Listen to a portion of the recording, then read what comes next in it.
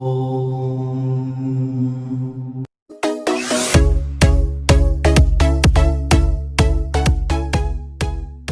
Everybody, मैं मुकुंद आप सबका स्वागत करता हूं हमारे PSRM स्टडी चैनल में। हम लोग आज करने वाले हैं क्लास 10 के सिविक्स के पॉलिटिकल पार्टी चैप्टर से। टॉपिक हम लोग डील करेंगे reformation of political parties. Okay, हम लोगों ने इससे प्रीवियस वीडियो में डील किया था पॉलिटिकल पार्टी के मीनिंग को, पॉलिटिकल पार्टी के कंपोनेंट्स, पॉलिटिकल पार्टी के importance, political party system in the world. ठीक है, उसके बाद चैलेंजेस टू पॉलिटिकल पार्टीज, जो सबसे पिछला वीडियो हम लोगों का था वो था चैलेंजेस टू पॉलिटिकल पार्टीज। उस वीडियो में हम लोगों ने डील किया था कि there are some problem that every political party deals with.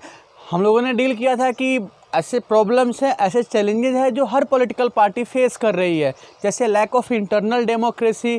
ठीक है, उसके बाद dynastic succession, money and muscle power, और फिर देखा हम लोगों ने lack of choice to people. ठीक है, हम लोगों ने पॉलिटिकल पार्टी में डील किया था कि पॉलिटिक्स में, पॉलिटिकल पार्टीज में जो क्रिमिनल बैकग्राउंड वाले लीडर्स हैं वो काफ़ी बढ़ते जा रहे हैं। साथ ही साथ हम लोग क्या देख रहे हैं कि पॉलिटिकल पार्टी के अंदर कुछ डिमेरिट्स हैं। तो हम लोग आज के टॉपिक में डील करेंगे कि जो पॉलिटिकल पार्टीज के जो बुराइयां हैं उसको दूर करने के लिए, पॉलिटिकल पार्टी के चैलेंज को दूर करने के लिए कौन कौन से स्टेप्स लिए गए हैं या कौन कौन से स्टेप्स लिए जाने चाहिए। ठीक है, तो आइए हम लोग एक एक करके देखते हैं सारे स्टेप्स को।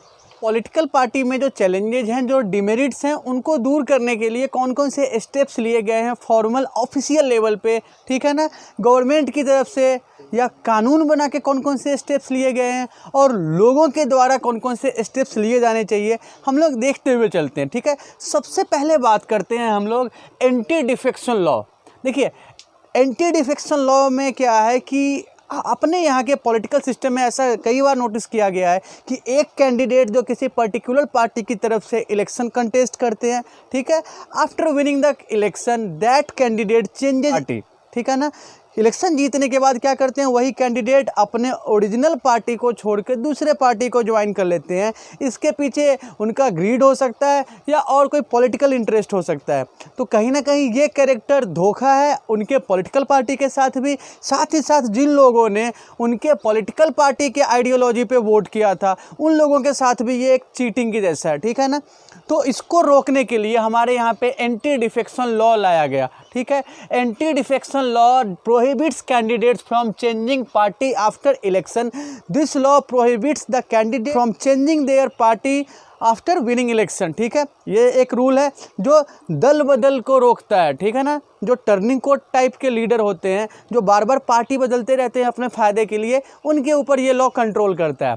उसके बाद हम लोग देखते हैं details of property and criminal case. देखिए, सुप्रीम कोर्ट ने अपने ऑर्डर में ये क्लियर किया कि जो भी कैंडिडेट्स हैं वो इलेक्शन कॉन्टेस्ट करने से पहले एक एफिडेविट फाइल करेंगे। उस एफिडेविट में वो अपने प्रॉपर्टी और अगर कोई उनके अगेंस्ट क्रिमिनल केस पेंडिंग है तो उसकी पूरी डिटेल्स देंगे। ठीक है, ताकि वोटर्स को उनके कैरेक्टर के बारे में, उनके प्रॉपर्टी के बारे में जानकारी हो सके। सुप्रीम कोर्ट का ये स्टेप ना दरअसल पॉलिटिक्स से वेल्दी और क्रिमिनल टाइप के लीडर्स का इन्फ्लुएंस कम करने के लिए ये स्टेप्स लाया गया। ठीक है, so details of property and criminal cases, the Supreme Court has passed an order about filing an affidavit by every candidate and provide details of his property और criminal case pending against him to reduce influence of wealthy and criminal candidates. ठीक है ना, उसके बाद हम लोग देखते हैं कि इलेक्शन कमीशन ने मैंडेटरी किया है कि हर एक पॉलिटिकल पार्टी अपने इनकम टैक्स का रिटर्न फाइल करेगी और इंटरनल इलेक्शन कंडक्ट करेगी। ठीक है ना, so filing income tax return and hold internal election has been made mandatory by the Election Commission for all political party.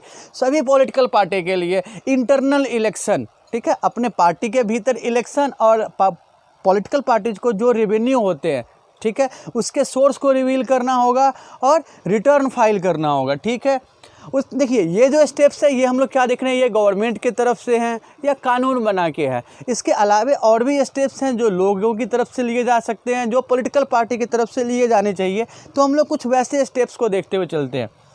ठीक है, some other steps towards reformation of political parties में सबसे पहले हम लोग देखते हैं कि हर एक पॉलिटिकल पार्टी, ठीक है, अपने कैंडिडेट्स में 1/3 जो टिकट है वो वुमेन कैंडिडेट को देंगे इलेक्शन में। So 1/3 tickets be given to women. एक ये स्टेप कौन ले सकती है? पार्टी ले सकती है। देखिए लोकल सेल्फ गवर्नमेंट में हम लोगों ने देखा है कि जो लोकल लेवल का गवर्नमेंट है, ठीक है, वहाँ पे 1/3 सीट्स तो इनके लिए रिजर्व किया गया है। हम लोगों ने पीछे फेडरलिज्म में ये चीज़ पढ़ा है, ठीक है। बात चल रही है कि इसको सेंट्रल या नेशनल लेवल के जो इलेक्शन होते हैं, ठीक है, जो जनरल इलेक्शन होते हैं या स्टेट लेजिस्लेटिव इलेक्शन होते हैं, उसमें भी इम्प्लीमेंट किया जाना चाहिए और ये पहल पार्टी के तरफ से की जानी चाहिए, ठीक है।